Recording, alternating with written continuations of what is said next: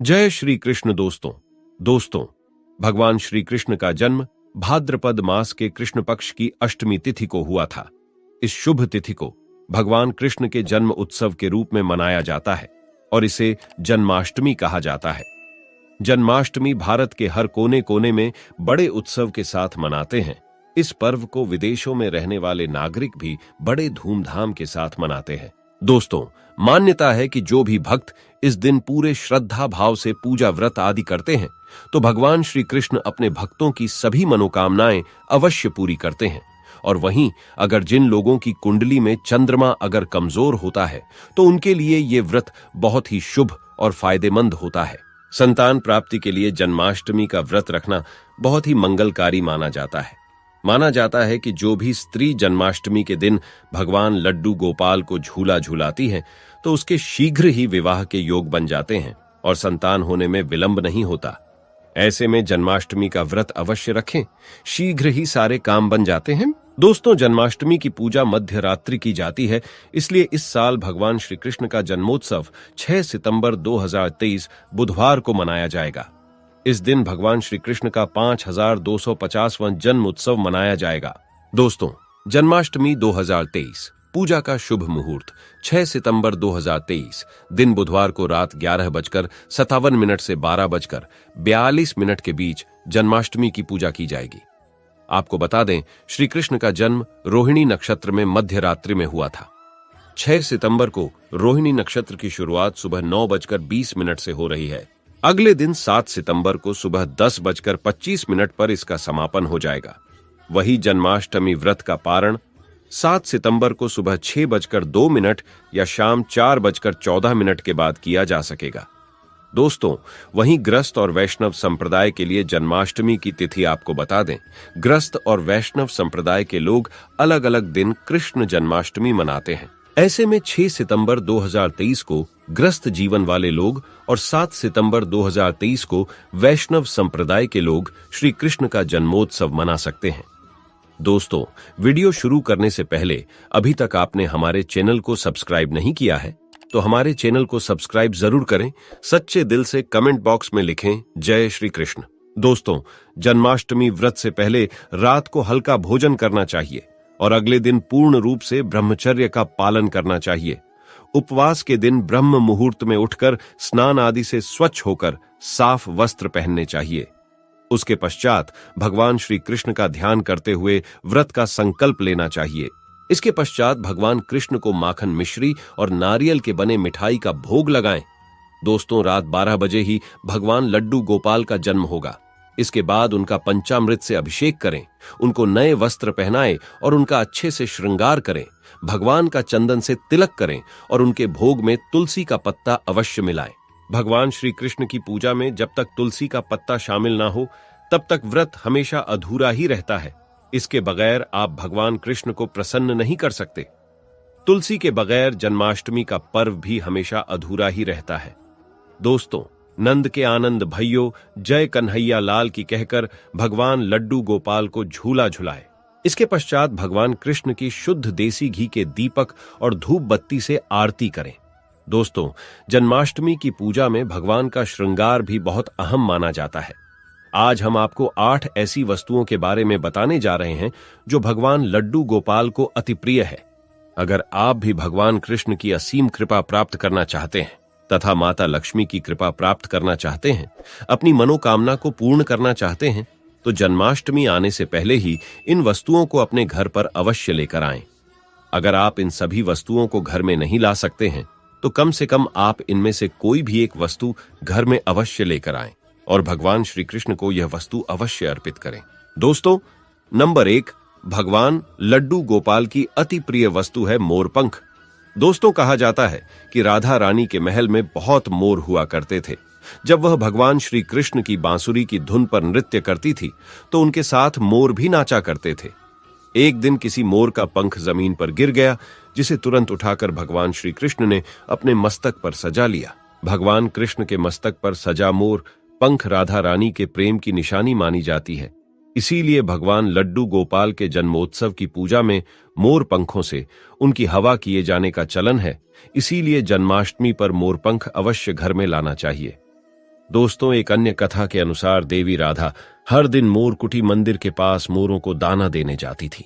एक बार जब देवी राधा वहां पहुंची तो वहां पर एक भी मोर नहीं था। राधा रानी उदास हो गई। कान्हा ने देवी राधा को प्रसन्न करने के लिए स्वयं मोर रूप धारण कर लिया और वहां पहुंच गए। राधा रानी कृष्ण का यह रूप देखकर बहुत प्रसन्न हुई। दोस्तों, मोरकुटी मंदिर में मोर रूप में आज भी राधा कृष्ण की पूजा होती है।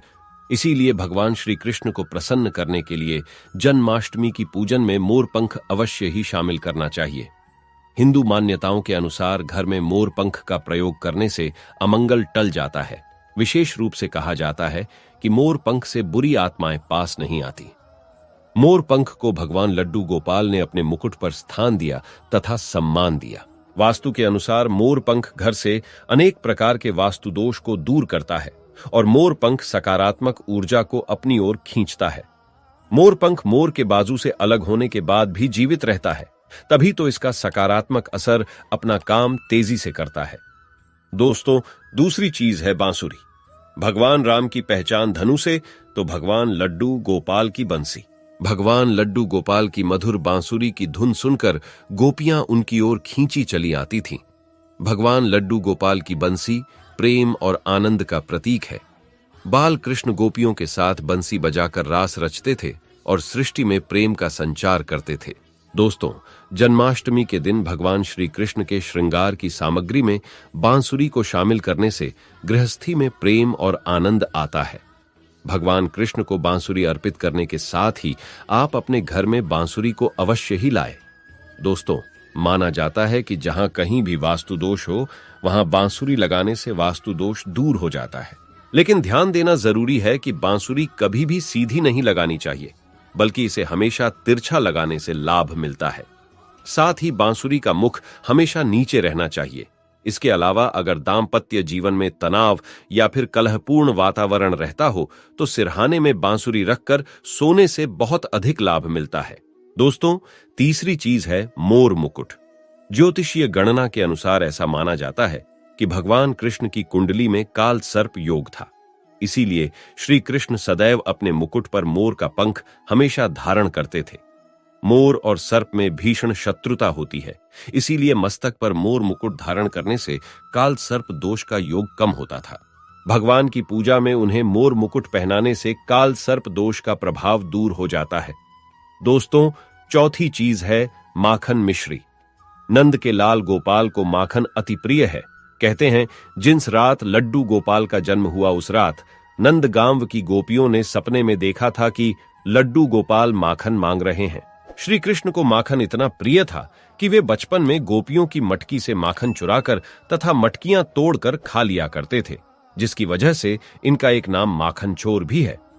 दोस्तों, भगवान के भोग में माखन मिश्री को अवश्य ही शामिल करना चाहिए। प्रेम पूर्वक भगवान लड्डू गोपाल को माखन मिश्री का भोग लगाने से आरोग्य की प्राप्ति होती है, धन सुख समृद्धि की प्राप्ति होती है। धन लक्ष्मी आपके घर में धन की वर्षा करती है। भगवान लड्डू गोपाल को माखन मिश्री अर्पित करने से वे शीघ्र ही आपकी सभी इच्छाएं पूर्ण करते हैं। दोस्तों, पांचवी चीज है झूला या फिर पालना। भक्ति भाव के भूखे बाल गोपाल को जन्माष्टमी पर झूला झुलाने की परंपरा चली आ रही है। यह ठीक उसी प्रकार से है जैसे बच्चे के जन्म के बाद उसे पालने में झुलाने से आनंद की प्राप्ति होती है। उसी प्रकार भक्तजन अपने प्रभु के बाल स्वरूप को पालने में झुलाकर भक्ति के परम सुख को प्राप्त करते हैं।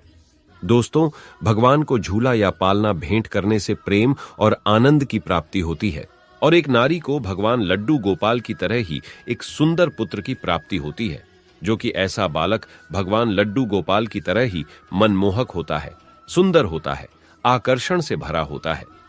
दोस्तों, छठी चीज है पीले वस्त्र। जन्म उत्सव के वक्त भगवान के बाल स्वरूप को पंचामृत से स्नान कराने के पश्चात पीले रंग के वस्त्र पहनाए जाते हैं। अगर आप भी इस बार जन्माष्टमी का पर्व मनाने वाले हैं तो आप पूजा की सामग्री में पीले रंग के वस्त्रों को अवश्य ही शामिल करें। पीली चीजें अवश्य शामिल करें।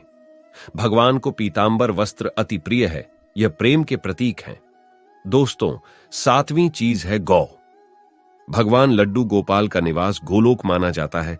गाय भगवान की सहचर है। भगवान लड्डू गोपाल के साथ पूजा में बछड़े के साथ ही गाय की पूजा करना सुख समृद्धिदायक माना जाता है। पुराणों में गाय को धन का प्रतीक माना गया है। भगवान धन रूपी गौ की रक्षा करते हैं। दोस्तों, ज्योतिष शास्त्र के अनुसार गाय के भीतर गुरु ग्रह का वास होता है। यदि ये ग्रह किसी व्यक्ति की कुंडली में नीच स्थिति में हो तो उसे गाय की सेवा करनी चाहिए। ऐसा करने से वो उस ग्रह की दृष्टि से बच सकता है। इसके अलावा वास्तुशास्त्र के अनुसार पूजा स्थान के कमरे में ईशान कोण में चांदी की गाय और उसका बछड़ा रखने से भाग्य में वृद्धि होती है। इसीलिए आप जन्माष्टमी से पहले ही चांदी की गाय और उसका बछड़ा अपने घर पर अवश्य ही लाएं। अगर आप चांदी का नहीं ला सकते हैं तो आप मिट्टी का ला सकते हैं, या फिर आप गाय और बछड़े की तस्वीर लाकर भी ईशान कोण में लगा सकते हैं। दोस्तों, 8वीं चीज है गीता की पोथी।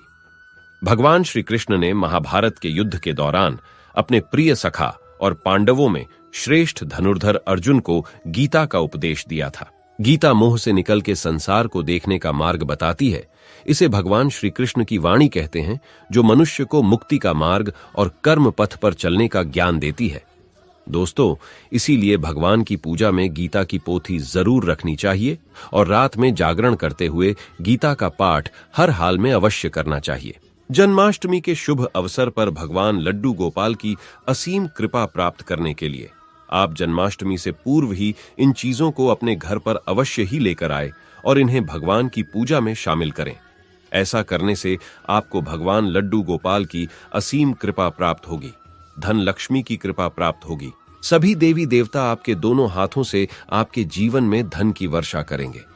दोस्तों, अगर आप वाकई में आप भगवान श्री कृष्ण से प्यार करते हैं तो सच्चे दिल से कमेंट बॉक्स में लिखें जय श्री कृष्ण। उम्मीद करते हैं आपको यह जानकारी अच्छी लगी होगी।